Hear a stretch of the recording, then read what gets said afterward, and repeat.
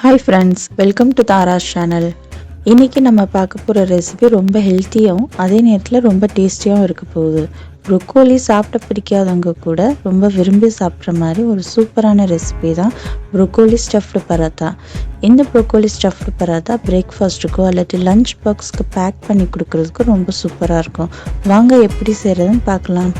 Broccoli stuffed paratha செய்கிறதுக்கு first ப்ரொக்கோலியை சின்ன சின்ன பீஸாக கட் பண்ணி வச்சுருக்கேன். இப்போ இதில் ஹாட் வாட்டர் சேர்த்து வாஷ் பண்ணிடலாம். இப்படி வாஷ் பண்ணுறதுனால ப்ரொக்கோலியில் இருக்கிற சின்ன சின்ன பூச்சிகளும் போயிடும்.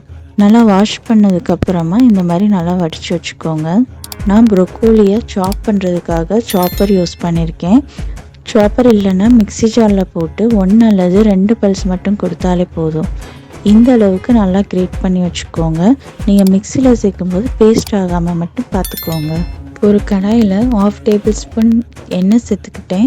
எண்ணெய் சூடானதும் கட் பண்ணி வச்சுருக்க 3 பல்லு பூண்டு, 1 இன்ச் இஞ்சி, 1 அல்லது 2 பச்சை மிளகாய் சேர்த்துக்கோங்க. நான் 1 பச்சை மிளகாய் சேர்த்துருக்கேன்.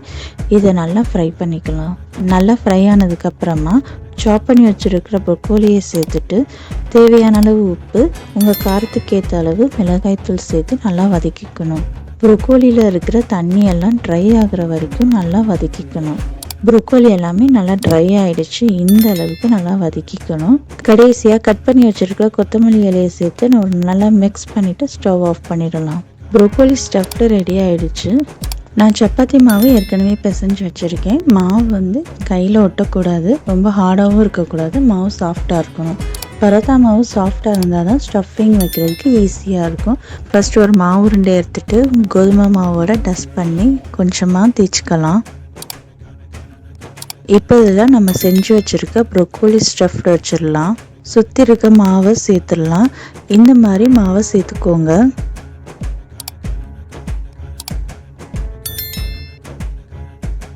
சேர்த்துட்டு ஃபுல்லாக சீல் பண்ணிக்கலாம்.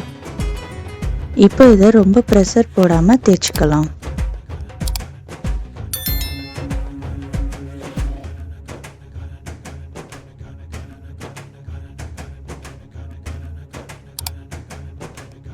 தவா நல்லா சூடானதும் பராத்தாவை சேர்த்துடலாம். ஒரு சைடு வெந்த உடனே பட்டர் சேர்த்துக்கிறேன்.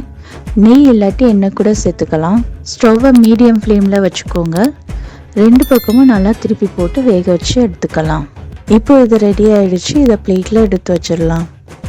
இது கூட தயிர், டொமேட்டோ சாஸ் வச்சு சாப்பிட்டா ரொம்ப சூப்பராக இருக்கும். இந்த ஹெல்த்தியான ரெசிபி உங்களுக்கு பிடிச்சிருந்தா வீடியோவை லைக் பண்ணுங்கள், உங்கள் ஃப்ரெண்ட்ஸ் அண்ட் ஃபேமிலிக்கும் ஷேர் பண்ணுங்கள். என்னோடய சேனலை நீங்கள் ஃபஸ்ட் டைம் பார்க்குறீங்கன்னா சேனலை சப்ஸ்கிரைப் பண்ணிக்கோங்க. தேங்க்ஸ் ஃபார் வாட்சிங் friends. Bye, take care, have a nice day.